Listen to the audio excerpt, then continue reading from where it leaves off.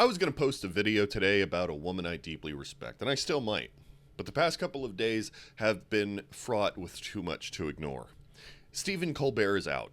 The Late Show has been canceled after its parent company struck a deal with the Trump administration. And then came the Jubilee episode with Mehdi Hasan. This was an episode that rattled me, not because Mehdi faltered, but because of the people he was up against and the audience reaction. The fears and fantasies of our most cowardly citizens seem to now be steering the national narrative. Salutations, fellow nerds. I'm Rick Y, and today is July 22nd, 2025. It's been a miserable week for anyone who still believes in decency and reason. We just watched one of the sharpest political comedians in the game get yanked off of the air. CBS says it's a financial decision, but Colbert was their top-rated host. So if revenue is really the concern, why would you axe your highest-performing show? Unless, of course, you're trying to please the morbidly obese toddler in the White House. But what do I know? I run a YouTube channel from my little room here like it's a pirate radio broadcast on AM. But speaking of YouTube, let's talk about that Jubilee episode with Mehdi Hasan. I was intrigued. Mehdi is sharp, disciplined, and unafraid to say what the bigger outlets normally won't. He was walking into a proverbial lion's den with 20 right-wingers. Or so I thought. You see, I've spent years trying to give conservatives the benefit of the doubt, telling myself they're a broad group with a range of ideas. But lately, that's not what I'm seeing. Republicans love to play the no true Scotsman game, pretending that the extremists aren't part of their family. But the mask is beginning to slip. One moment that stood out in that video made it crystal clear. A man stood up and told Mehdi Hasan that he was a fascist and said that he didn't care about the Constitution, and the room erupted in applause. You see that? Polka Dot Patrick over here is glowing with pride. That applause wasn't ironic, it was real, which leaves us with two possibilities. Either this was a red meat trolling for clicks, or this is genuinely where many conservatives stand now. They no longer pretend to be patriots. They're not constitutionalists. They are not defenders of law and order. They are openly embracing fascism. And if you think I'm exaggerating, let me ask you this. Why was that the only comment to get a full round of applause from the crowd? Not policy ideas, not constitutional values. A fascist declaration was the one that got the loudest cheers. In the rest of the episode, a landfill of tired arguments, Reddit debates, and disproven talking points. But hey, they found it hilarious. They were giddy. One of the most vocal fascists, that Connor guy from that taping, he got fired from his job. Naturally, he ran straight to Give, Send, Go, a Christian crowdfunding site that's already made headlines for financially backing extremism. He asked for $15,000, and by the time I recorded this, he already raised $25,000.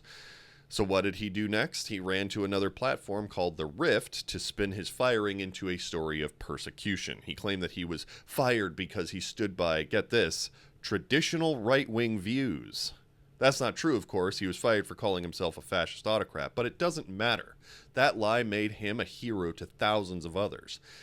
And now he's raising even more money. So if he doesn't stand for the movement, why is he being so widely celebrated? This isn't a fringe movement anymore. It's dangerous. These people are organizing, fundraising, and building platforms. And if you donated to him, if you gave money to support a man who openly rejected democracy, congratulations. You endorsed fascism with your own wallet. And you can dress it up in excuses. He's being treated unfairly. He just needs help getting back on his feet. Fine. That's socialism. You just became a bleeding heart socialist for a white fascist who got fired by a private company. But when it comes to immigrants, to poor families, or to the marginalized, that's where you draw the line, right? That's not a political stance. That's cowardice and hypocrisy. And it's going to destroy this country. And before any of you start with the predictable deflection of, oh, well, what about the Democrats? Let me stop you and give you a little message. Shut the fuck up. Democrats aren't in charge. Democrats don't have the White House, nor do they have the Congress. Democrats aren't the one calling for a day one dictatorship, suspending the Constitution, or stacking up 34 felony charges. You can't hide behind Hillary's emails or Biden's laptop and pretend that just justifies any of this. And as far as that statute of limitations goes, if you think someone shouldn't be prosecuted because too much time has passed, you're saying that criminals should walk free as long as they keep quiet. And that's not law and order. That's letting monsters slip through the cracks. And if you're defending it, you are the reason we are slipping toward authoritarianism. This isn't business as usual. This isn't left versus right. We are facing a fascist movement, and it's getting louder, prouder, and better funded. In the dark corners of the internet, they clap.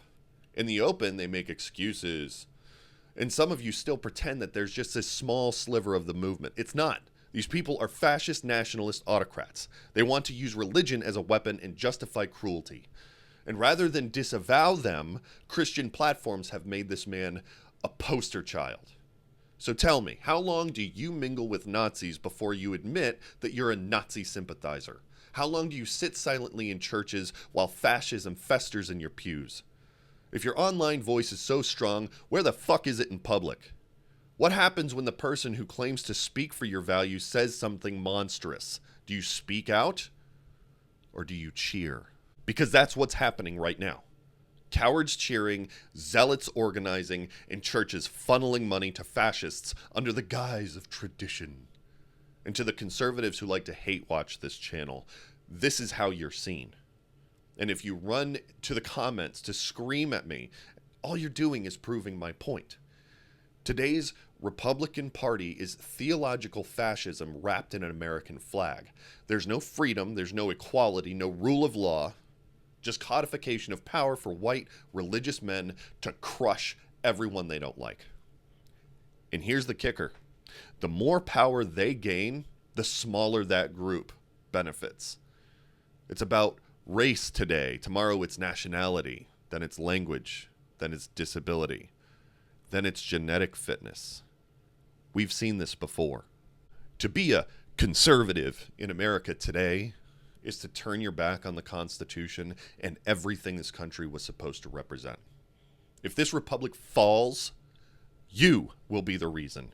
You will be remembered as the generation that killed liberty because your ego couldn't handle a political loss.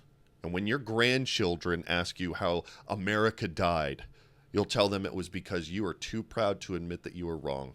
And if you're lucky, you'll be telling them from a rocking chair and not behind a barbed wire fence. And if you think party loyalty or religious faith will shield you from what's coming, you are the instrument of your own demise, because that is your legacy. Anyway, if you dig the message, like and subscribe. The only way we push back against this bullshit is by being too loud to silence. And right now, Benny Johnson and Tim Pool are just soaring through the ratings. So it's up to you, fam. I depend on you just as much as you depend on me. Share the shit out of this. Y'all come back now. You hear?